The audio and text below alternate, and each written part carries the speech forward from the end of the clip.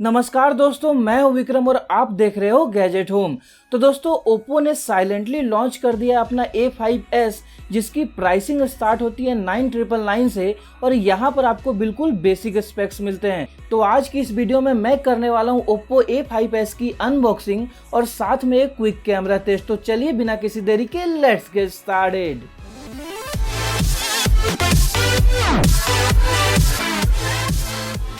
दोस्तों, अगर सबसे पहले मैं बॉक्स की बात करूं तो बॉक्स की पैकेजिंग काफी अच्छी है। तो चलिए बिना किसी देरी के सील को कट करते हैं। तो हमने सील को कट कर लिया है और हम जल्दी से अपने फोन को बाहर निकालते हैं। तो दोस्तों, बॉक्स को ओपन करते ही हमें यहाँ पर एक और बॉक्स मिलता है और आई थिंक यहाँ पर आपको एक कवर मिलता है। चलिए देखते हैं कि कवर की क्वालिटी कैसी है। तो दोस्तों, यहाँ पर आपको कवर की क्वालिटी काफ़ी अच्छी मिलती है और साथ में आपको कुछ डॉक्यूमेंटेशन मिलते हैं जिन्हें पढ़ने की आपको कुछ खास ज़रूरत है नहीं। चलिए हम इन चीज़ों को करते हैं साइड में और देखते हैं कि हमारा फ़ोन कैसा है।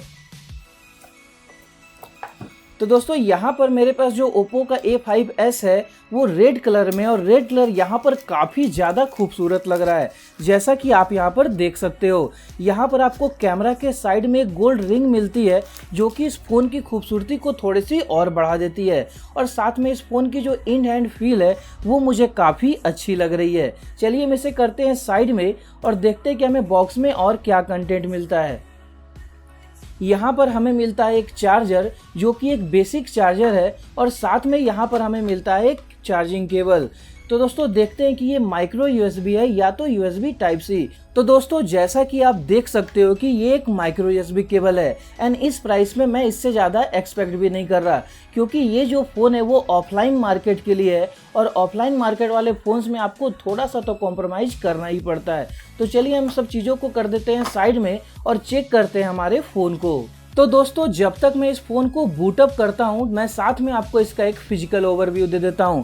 तो दोस्तों, इस फ़ोन में आपको मिलती है 6.2 इंच की स्क्रीन, जो कि काफ़ी अच्छी स्क्रीन है, और साथ में आपको मिलता है मीडियाटेक का Helio P35, जो कि एक काफ़ी अच्छा प्रोसेसर है। साथ में इस फ़ोन में आपको 3 वेरिएंट देखने को मिलते हैं, जो कि 2+32, 3+64 और साथ में 4+64 GB वर्जन के साथ में आते हैं। दोस्तों, इस फ़ोन में आपको 256 GB का माइक्रो SD कार्ड का सपोर्ट मिलता है, जो कि काफ़ी अच्छा है।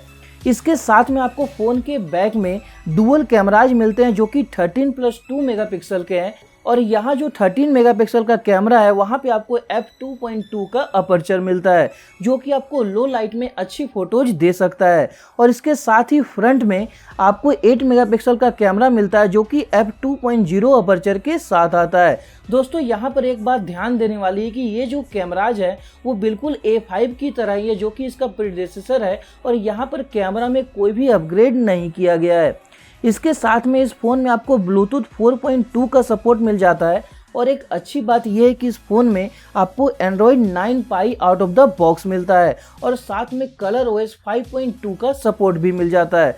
तो ये सब काफ़ी अच्छी बात है। अगर मैं बात करूँ फ़ोन के वेट की, तो ये है 170 ग्राम। दोस्तों, हमारा फ़ोन यहाँ पर बूटअप हो चुका है और डिस्प्ले के जो व्यूइंग एंगल्स है वो मुझे काफ़ी अच्छे लग रहे हैं, तो ये यहाँ पर एक अच्छी बात है। चलिए हम क्विकली चलते हैं इसकी सेटिंग्स में और देखते हैं कि हमें फ़ोन में क्या फीचर्स मिलते हैं। अबाउट फ़ोन, और यहाँ पर आप जैसा कि देख सकते हो कि मेरे पास जो वर्जन है वो है 2 GB रैम के साथ, और यहाँ पर 32 GB की स्टोरेज मिलती है, जिसमें आपको 19.9 GB वैकेंट मिलता है, जो कि काफ़ी अच्छी बात है। दोस्तों, यहाँ पर मुझे एक बात और काफ़ी अच्छी लगी कि ओप्पो ने ज़्यादा ब्लोटवेयर ऐप्स को नहीं दिया है। आप जैसा कि देख सकते हो कि आपको यहाँ पर फेसबुक प्री इंस्टॉल मिलता है और साथ में कुछ इंपॉर्टेंट ऐप्स मिलते हैं। यहाँ पर आपको गूगल के भी सारे ऐप्स मिल जाते हैं, लेकिन ज़्यादा कोई फालतू के ऐप्स नहीं दिए गए हैं। अगर मैं बात करूँ नोटिफिकेशन ट्रे की, तो फ़ोन कुछ इस तरह का दिखता है और यहाँ पर आपको सारी चीज़ें मिल जाती है। अगर मैं बात करूं फ़ोन के बटन प्लेसमेंट की, तो आपको साइड की तरफ यहाँ पर एक पावर बटन मिलता है। यहाँ पर लेफ्ट साइड में आपको वॉल्यूम रॉकर्स मिल जाते हैं और यहाँ पर आपको सिम ट्रे मिलता है। चलिए हम सिम ट्रे को बाहर निकालते हैं और देखते हैं कि आपको यहाँ पर सिम की प्लेसमेंट कैसी मिलती है। तो आप यहाँ पर देख सकते हैं कि यहाँ पर एक बहुत ही ज़्यादा अच्छी बात लगी मुझे कि आप साइमल्टेनियसली 2 सिम और एक माइक्रो एसडी कार्ड को लगा सकते हो और यहाँ पर आपको 256 GB का माइक्रो एसडी कार्ड सपोर्ट मिलता है, जो कि काफ़ी अच्छी बात है। तो दोस्तों इस बात के लिए ओप्पो को एक थम्स अप तो बनता है। अब हम क्विकली चलते हैं इसकी कैमरा सेटिंग्स में और देखते हैं कि आपको कैमरा यहाँ पर कैसा मिलता है। यहाँ पर मेरे पास एक रूबिक्स क्यूब है, मैं इसकी फोटोज क्लिक करता हूँ। यहाँ पर ऑटो फोकसिंग स्पीड काफ़ी अच्छी है और यहाँ लो लाइट में जो फोटोज आ रही है वो मुझे ठीक ठाक ही लग रही है। यहाँ पर आपको बहुत ज़्यादा अच्छा कैमरा नहीं मिलता है, लेकिन ये रहे कुछ सैंपल्स जो कि मैंने डे लाइट में लिए।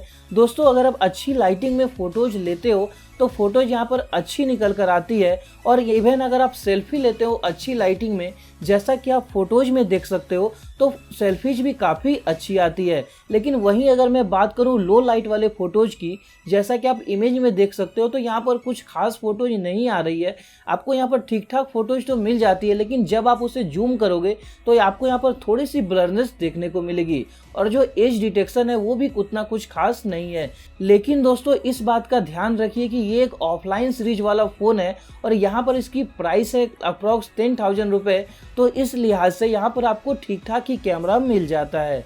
अगर मैं बात करूँ कैमरा के कुछ और फीचर्स की, तो आपको यहाँ पर पोर्ट्रेट मोड देखने को मिल जाता है, जो कि एक अच्छी बात है। और इसके साथ ही आपको यहाँ पर ओप्पो का ब्यूटिफिकेशन मोड मिल जाता है, जिससे आप अपनी फ़ोटोज़ को थोड़ी सी और बेहतर बना सकते हो। और साथ में आपको यहाँ पर कुछ फिल्टर्स भी मिल जाते हैं, जिससे आप अपने फ़ोटोज़ को थोड़ा सा और बेटर कर पाओगे। तो दोस्तों अगर मैं फाइनली बात करूँ इस फ़ोन की, तो मैंने इस फ़ोन को कुछ दिनों तक टेस्ट किया है और यहाँ पर कुछ बातें मुझे अच्छी लग रही है। जैसे कि मुझे इसका डिज़ाइन काफ़ी अच्छा लगा, डिस्प्ले काफ़ी अच्छा लगा।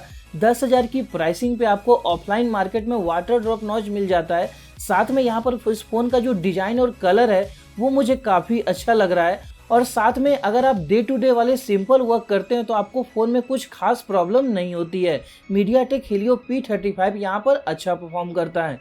वही मैं अगर बात करूँ कॉन्स की, तो इस फ़ोन का कैमरा मुझे कुछ ज़्यादा खास अच्छा नहीं लगा। तो अगर आप एक कैमरा सेंट्रिक फ़ोन लेना चाहते हो तो ये फ़ोन आपके लिए नहीं है। लेकिन अगर आप अपने फ़ोन को बिल्कुल सिंपल तरीके से यूज करते हो और आपको एक खूबसूरत फ़ोन चाहिए, तो आप इस फ़ोन को प्रीफर कर सकते हो। तो दोस्तों ये थी हमारी एक क्विक अनबॉक्सिंग। दोस्तों आई होप आपको ये वीडियो अच्छी लगी होगी। तो अगर आपको ये वीडियो अच्छी लगी तो वीडियो को जरूर से एक लाइक कर दीजिए, दोस्तों के साथ शेयर कर दीजिए और ऐसे ही और वीडियोज, साथ ही साथ अनबॉक्सिंग, गैजेट रिव्यूज और बहुत सारे इंटरेस्टिंग टेक कंटेंट के लिए चैनल को सब्सक्राइब कर लीजिए। नीचे आपको सब्सक्राइब बटन मिल जाएगा और बगल में एक घंटी मिल जाएगी, तो घंटी को जरूर दबाइए ताकि मैं जब भी कोई नई वीडियो अपलोड करूं आप लोगों तक उसकी नोटिफिकेशन इंस्टेंटली पहुंच जाए। तो दोस्तों मैं मिलता हूं आपको ऐसे ही किसी अगले वीडियो में। आज के लिए इतना ही। जय हिंद, वंदे मातरम।